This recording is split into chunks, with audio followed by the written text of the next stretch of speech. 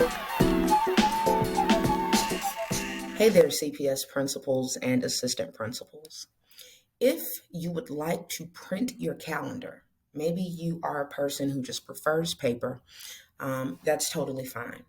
The first step that you want to take to print your calendar is you want to click this drop down box so that you can ensure the view that you want is reflected here.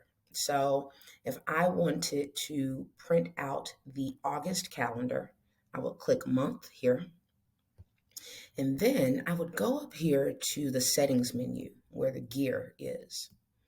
I'd click it and I would press print. From there, I can change the dates that I want to actually have printed. So let's say I print August 1st through August 31st.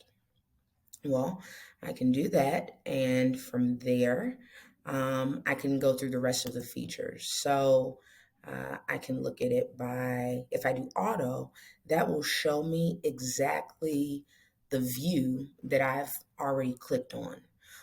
But let's say I want to print it by day for each of those. Well, I'm going to get 31 pages and it's going to print each day off individually. If I wanted to look at it, if I wanted to print it by week, I could print it by week as well, but it would print off one page per week.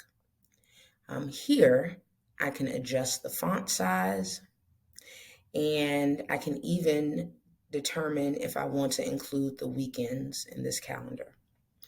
Once I do that, I would select print. And from there, it's up to my individual calendar, my individual browser features. So I can print it as a PDF so that I can save it, or I can print it to an actual printer.